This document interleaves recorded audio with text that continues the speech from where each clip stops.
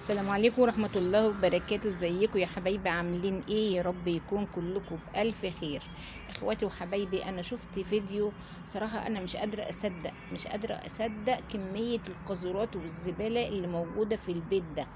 ازاي ده؟ ازاي كونت كميات الزبالة؟ حاجة تقرف بجد. كونت دي في قد ايه؟ يعني مش في يوم ولا اتنين ولا تلاتة، دي قاذورات سنين طويلة فوق بعضها. لا حول ولا قوة إلا بالله العلي العظيم. أنا مش فاهمة يعني، ولا عارفة إزاي الناس عايشة من هنا. أنا صراحة مش عارفة أبدأ الفيديو منين يا بنات. يعني مش عارفة يعني أحكي عن إيه وأسيب إيه. يعني الفيديو نفسه صعب جدا ان حد يصدق ان في بني ادمين عايشين في بيت زي كده. شوفوا يا بنات، جايبين سيدة تنظف البيت من دولة أوروبية تقريبا، من فنلندا تقريبا كده. بصوا يا بنات، شايفين؟ شوفوا يا بنات الحوض. شوفوا كمية القاذورات اللي في الحوض. شوفوا بتطلع ايه، رقات قد كمية الدهون دي.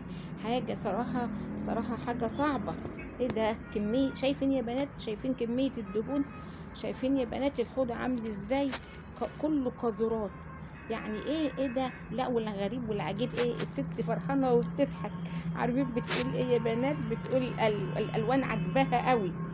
الوان عجباها؟ الوان ايه اللي عجباكي يا ست انتي؟ الوان القاذورات دي عجباكي؟ شكل الالوان الاحمر والاخضر والاصفر اللي في قلب الحوض ده عاجبك كده؟ سبحان الله سبحان الله.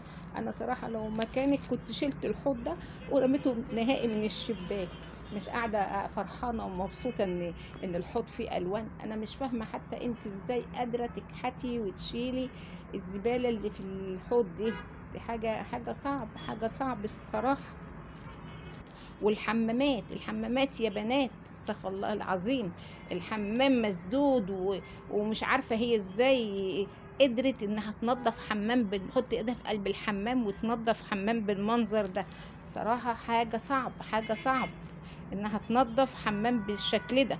ولا الكميه الهدوم، الست بقت تشيل بالكم كده وتحط في شوله الهدوم والزباله اللي محطوطه على الارفف ومحطوطه على الارض ومحطوطه على الرخامه ومحطوطه على البوتاجاز. ايه كميه الدهون وكميه الزباله اللي موجوده عندهم دي؟ عملوها ازاي؟ نفسي اعرف اتعملت ازاي الزباله دي. يعني مش فاهمه، يعني انا مش فاهمه. بياكلوا ويشربوا ازاي في وسط الزباله دول؟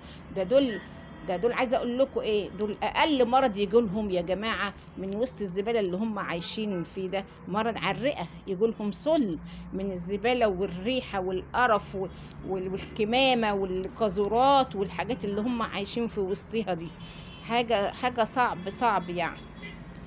ما شاء الله عليها الست اللي بتنظف البيت ده يا جماعة، ما شاء الله عليها. يعني بترش حاجات على الدهون دي حالا تنضف معاها. وكمان معاها اخوها هو اللي ايه، اللي بيصورها. ايه يا جماعة اللي احنا بنشوفه ده؟ ايه المناظر دي؟ هي كمان بتقول ايه، مبسوطة جدا، وبتقول ان هي عمرها ما شافت المنظر ده وعمرها ما هتشوفه تاني. انا بقول لها يا رب يا اختي لا انت تشوفيه ولا احنا كمان نشوفه. الصراحة أنا مش فاهمة. ده كمان كمية الهدوم وكمية الزبالة اللي موجودة وكمية المية اللي في الحواض والمية ريحتها معفنة والأطباق والحلل معفنة في الحواض. وتخيلوا يا بنات، الست عمالة تجرف الدهون، عماله تشيل طبقات في الدهون. الطبقات دي بقول لكم دي بتاعت سنين، مش بتاعت سنه ولا لا، دي بتاع متكومه بقالها سنين. صدقوا بقى الست دي بتقول ايه على الدهون؟ بتقول بتشبهها بايه؟ القذرات دي والدهون دي، السيده دي بتشبهها بايه؟ بتقول عامله زي اللازانيا. تخيلوا يا بنات، بتشبه القذرات والدهون دي اللي متراكمه بقالها سنين، بتشبهها باللازانيا. يعني صراحة سديتي نفسنا بجد. لازانية ايه يا ست انتي؟ لازانية ايه؟ انت باين عليكي جعانة وانت بتنضفي البيت. لا حول الله يا رب، لا حول الله يا رب. بتشبهي القاذورات باللازانية؟ طب انت سديتي نفسنا كده ومش هتخلينا ناكلها تاني ابدا. شوفي يا بنات، الست دي هي واخوها، رغم ان هم شامين ريحة فظيعة، مش قادرين، وريحة هتخنقهم، ورغم كده بيشتغلوا وبيضحكوا ومبسوطين. من الست معاها، هتعرفي ايه اللي في ايدها دي؟ معلقة ولا ايه؟ بتشيل بها الدهون بطريقة رقات رقات رقات فوق بعضها. والله انا يعني صراحة الست دي محتاجة يتعمل لها تمثال من سلك الألمونيا على صبرها ده. والله بجد بجد قادرة تتحمل المنظر ده ازاي، والريحة دي ازاي، والعفن ده ازاي، وقادرة تحط ايديها في الحمام و... وتنضفه بالطريقة دي، وتنضف البيت بالطريقة دي بعد ما كان البيت، استغفر الله العظيم استغفر الله العظيم. بقول لكم الحيوانات ما ترضاش تعيش فيه، من المنظر الكئيب اللي هو فيه، من منظر الدهون، من منظر القاذورات، من منظر الزبالة اللي موجودة، من المية اللي ريحتها مكمكنة، والمية اللي ريحتها معفنة ايه ده؟ ايه ده؟ ايه ده؟ الناس دي عايشة ازاي؟ يعني صراحة انا ما افتكرش عندنا في مصر في بيوت زي كده. ممكن يكون حاجة كده، حاجة خفيفة كده، لكن بالمنظر القذر ده، بالمنظر ده، وازاي يعني؟ انا نفسي اشوف اصحاب البيت دول شكلهم ايه. صحيح يا بنات ممكن يكون اصحاب البيوت اللي زي كده مرضى، وظروفهم ما تسمحش ان حد يجي ينظف لهم، او ممكن يكون يا بنات ست عجوزة او راجل عجوز ما لهمش حد. يعني الواحد بيحاول يدور لهم على اي سبب يخليهم يعيشوا في الوضع ده. مش عارفه اقول لكم ايه، مش عارفه اقول لكم ايه. يعني لما كانوا بيخرجوا بره وييجوا ويجيبوا اكل، كانوا بيقعدوا فين؟ كانوا بيقعدوا ياكلوا فين؟ دول كانوا بيناموا فين؟ والشقه، سواء السراير، سواء المطبخ، سواء كل حته كل حته، بيخشوا حمام ازاي؟